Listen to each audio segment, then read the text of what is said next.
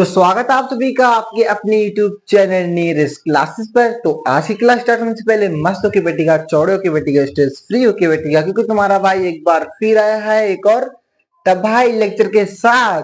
तो दोस्तों, आज का जो हमारा टॉपिक जानने से पहले, आज के इधर का मौसम बहुत ही अनुकूल नहीं है, इसलिए थोड़ा बादल सा छाया हुआ है, लाइट भी नहीं है। तो लेकिन आपकी क्लास रुकेगी नहीं, कक्षाएं प्रॉपर चलेंगी। आप लोग बिल्कुल भी तनाव में मत रहिएगा, क्योंकि आपको आपके पढ़ाई पे, आपको पढ़ाई को लेकर किसी भी प्रकार की कोई दिक्कत आने नहीं दूंगा। तो आज की क्लास स्टार्ट होने से पहले तो आज हम लोग जान लेते हैं, आज हमारा जो नया चैप्टर है, नया चैप्टर नहीं, नया टॉपिक जो फ्यूचर टेंस, आज यहीं से स्टार्ट होगा, भविष्य काल। ओके जी।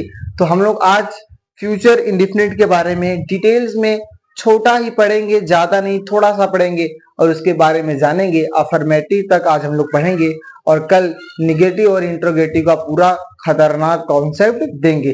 ये इसलिए इतना इजी हो जाता है कि इसमें जो हमारा हेल्पिंग वर्ब है वो शैल, विल, बस यही दो चीज लगता है। लेकिन जब कांटी पढ़ते हैं, फ्यूचर परफेक्ट कांटी पढ़ते हैं, फ्यूचर परफेक्ट कंटीन्यूअस टेंस पढ़ते हैं, तो उसमें शैल है, विल है, शैल है, बीन, विल है, बीन, बस यही आगे लगता रहता है। इसका चेंज नहीं होता है, हेल्पिंग वर्ब लगभग सिमिलर ही रहता है। और दोस्तों, इसमें सबसे सरल, सबसे बढ़िया बात, सबसे इजी चीज ये है कि इसमें एक वचन करता या बहुवचन करता मायने नहीं रखता। बस इसमें मायने रखता है आई और वी, मतलब मैं और हम लोग। इन कर्ताओं के साथ, बहुवचन कर्ताओं के साथ हम लोग शैल का यूज करते हैं, और बाकी सभी कर्ताओं के साथ, चाहे वो किसी का नाम हो, चाहे वह हो, मुकेश हो, चाहे जो हो, और अन्य कर्ताओं के साथ विल का प्रयोग करते हैं। आई और वी के साथ शैल और बाकी सभी क्रियाओं के साथ विल का प्रयोग करते हैं। ओके जी। तो चलिए शुरू करते हैं आज का टॉपिक। देखिए, जो हमारा फ्यूचर इंडेफिनिट टेंस है, जिसे सामान्य भविष्यकाल कहते हैं। ओके, जो फ्यूचर की बात करता है, ऐसा प्रतीत होगा कि फ्यूचर में हो रहा है। तो इसकी पहचान हम लोग पहले देख लेते हैं। इसको पहचानेंगे कैसे? जिस वाक्य के अंत में गा, गी, गे आदि शब्द को फ्यूचर इंडेफिनिट टेंस कहते हैं। जैसे फ्यूचर, आई से इंडेफिनिट, टी से टेंस कहते हैं। ओके जी। इस काल में कार हमारा भविष्य काल में पूर्ण होता है। वो भी होता है कि नहीं, ये भी फिक्स नहीं है। ओके जी। अब देखिए, अब हमारा जो पहला है अफर्मेटिव, क्योंकि हम लोग जो वाक्य बोलते हैं अपने पूरे लाइफ में मतलब अपने इन्वायरमेंट में, हम लोग जहां भी जैसे भी रहते हैं, या तो अफर्मेटिव बोलेंगे, या तो निगेटिव बोलेंगे, या तो इंट्रोगेटिव बोलेंगे। मतलब या तो साधारण या स्वीकारात्मक वाक्य बोलेंगे, या तो नकारात्मक वाक्य बोलेंगे, या तो प्रश्न सूचक शब्द बोलेंगे। ओके जी। तो जो ये हमारा स्वीकारात्मक वाक्य होता है, अफर्मेटिव सेंटेंस होता है, इसी को साधारण वाक्य भी कहते हैं। क्या कहते हैं? साधारण वाक्य। ठीक है जी, साधारण वाक्य भी कहते हैं। अब इसके अनुवाद के नियम मैंने आपको बता भी दिया, एक बार फिर से देख लीजिए। इस काल में सहायक क्रिया हम लोग शैल या विल का प्रयोग करते हैं तथा मुख्य क्रिया का फर्स्ट फॉर्म का प्रयोग करते हैं। ओके जी।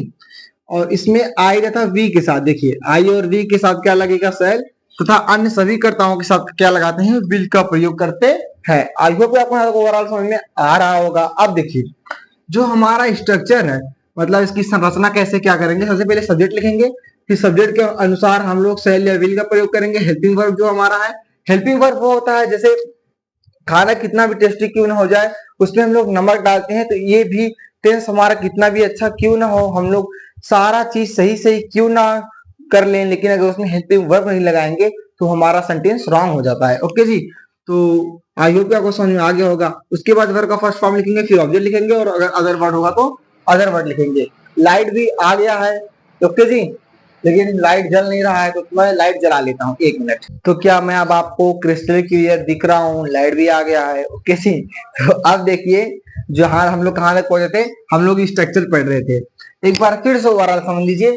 जो हमारा टेंस होता है, इसकी पहचान गा, गी, गे आदि शब्द वाक्यांत में आते हैं, और इस कार्य में भविष्य काल का पूर्ण होना पाया जाता है। वो भी कार्य को किसमें? भविष्य काल में कार्य को पूर्ण होना पाया जाता है। और अफर्मेटिव वाक्य क्या होता है? ये इसको स्वीकारात्मक या साधारण वाक्य भी बोलते हैं।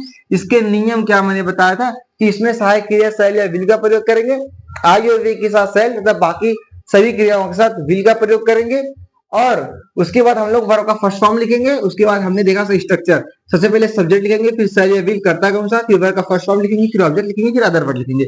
अब देखिए, जो हमारा एग्जाम्पल सबसे मेन, अब देखिए सबसे पहले कह रहा है कि मरीज सॉरी डॉक्टर मरीज को देखेगा क्योंकि वो बीमार है, उसे अब ट्रीटमेंट की आवश्यकता है। अब देखिए तो अब देखिए इधर इधर इधर देखो इधर। तो सबसे पहले हमारा क्या आएगा, सब्जेक्ट। सब्जेक्ट क्या है, डॉक्टर। तो हम लोग क्या लिखेंगे, द डॉक्टर। अब हम लोगों ने, मैं डॉक्टर को ऐसे ऐसे शॉर्ट फॉर्म में लिख देता हूँ, ठीक है। ओके जी, हमने द क्यों लगाया, आपने पार्ट्स ऑफ स्पीच पढ़ा है, अगर नहीं पढ़ा हो तो हमारा लेक्चर जाके देख लीजिए, प्लेलिस्ट में पढ़ा है। ओके जी, अब देखिए तो क्या हो जाएगा, डॉक्टर। अब बताइए डॉक्टर क्या आई और वी है, नहीं, डॉक्टर तो एक नाउन है, मतलब सिर्फ आई और वी के साथ हम और मैं और हम के साथ क्या लगाएंगे, सेल का यूज करते हैं, और बाकी सभी क्रियाएं, चाहे किसी का नाम आ जाए, ही आ जाए, सी आ जाए, इट आ जाए, सबके साथ क्या लगाएंगे, विल, डॉक्टर विल। तो उसके बाद देखिए सबसे पहले सब्जेक्ट लिख लिया, उसके अनुसार क्या लिख लिया हमने, सहायक क्रिया सब्जेक्ट के अनुसार लिख लिया। उसके बाद क्रिया कौन सी कर रहा है, देखने का। देखने का लुक नहीं, सी नहीं, ये मरीज को देख रहा है भाई, ऑब्जर्व कर रहा है। क्या कर रहा है, OBSERVE, ऑब्जर्व द मरीज को क्या बोलते हैं, पेशेंट।